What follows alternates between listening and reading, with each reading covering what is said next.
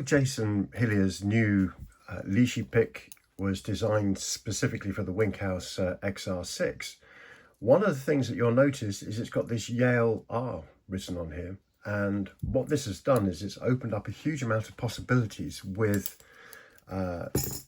reversed Yale profile cylinders. So if we take this Yale here and we pop the normal 6B in there, if I turn that around and then take the Jason Hillier pick and pop it in from the other direction, what you will see is it is the perfect Yale reverse profile.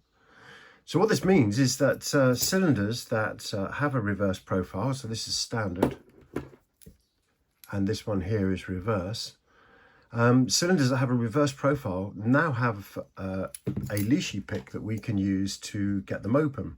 So I went through my lock collection, and in there are a massive collection of these things, which I believe that have come from garage doors. Also, possibly they've potentially come from roller shutter boxes, but if you look, there's no adjustment on the back there for the cam position. So they are fixed at this particular cam position. But these are not the easiest of locks to pick, and they have spool pins in there, so they can be a little bit tricky. If we take the new Jason Hillier pick and pop it in there, you can see it fits perfectly into that reverse profile. And what I can do now is pick the tension up on this and have a go at picking this. I've got a camera in the way. Let me just move my hand over the top. There we go. Now the pin spacing, of course, is different to what's on the scale here. So you can see that pin 1's there and pin 5 is actually there. So we're gaining a little bit on each pin. But the technique for picking these is the same as any other Lishi type tool. What you're doing is you're looking for the pins that are binding. So here we've got pin 4 there that's binding, still solid. Push that up until it releases. And when it releases, there we go, we've got some bounce on there. Pin 5 is still loose. Pin 4 now is bound. And the one thing I've noticed with this pick is you do need to be very, very gentle and modulate your tension as you're using it, because it can bind up if you're applying too much turning force on that handle. So you can see I'm just gradually working my way through here, freeing up any bound pins. So there we go, there's pin 5. That's still bound. Working that one up to the shear line. There we go. Nice little bounce on the shear line there. Bounce on that one. Bounce. That's dropped into a full set now. So we're on a spool pin, which is the only pin that hasn't been picked is pin 1 here. So I'm just going to lift that up and feed in some counter rotation. There we go. Just make sure that pick is all the way in. There we go, we're lifting those up.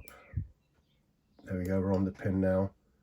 And I believe that's now set. Let's go back through the lock and have a look. Must be pretty close to opening now. 5, 4, 3, 2. I think pin 2 here might be slightly, might have dropped down a bit. So we're balanced on a knife edge now. Let's see if we can nudge pin 1 up just a fraction more.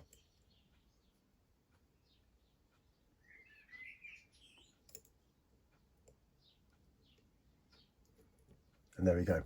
So we got that locked. So as you can see, the last bit there was really fiddly. A little bit of a sort of a balancing act there between tension and setting the pins.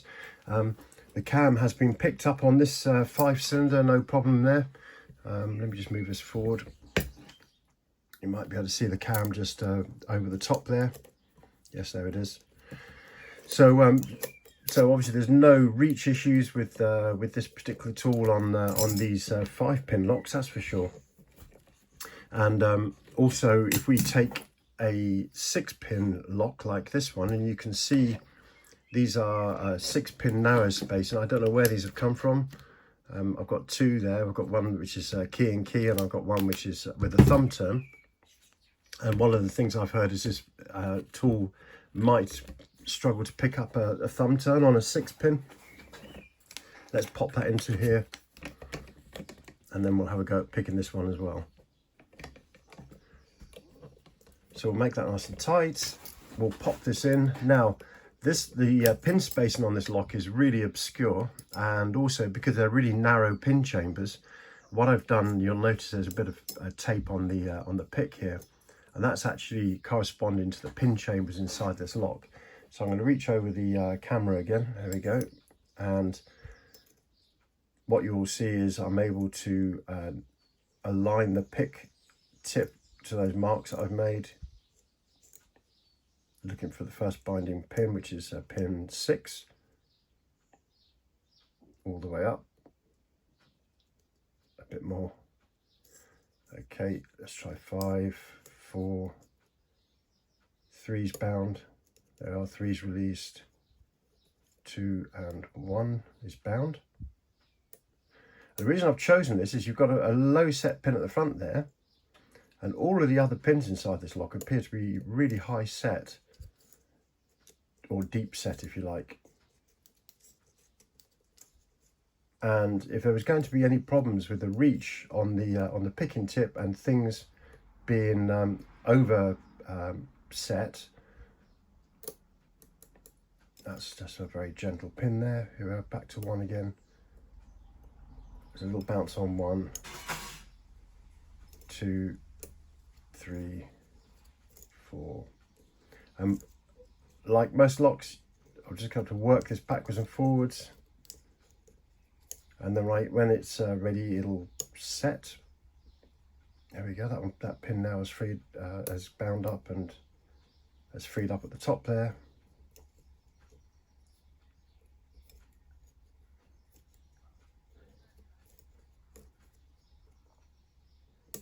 There we go, and there we got the lock. So there was a very clear binding order in this one, but it was pretty much the usual Lishi logic. If it's binding, pick it. If it bounces, leave it alone. But you can see that we've actually picked this lock, and you can see here in the corner that it's had no problem at all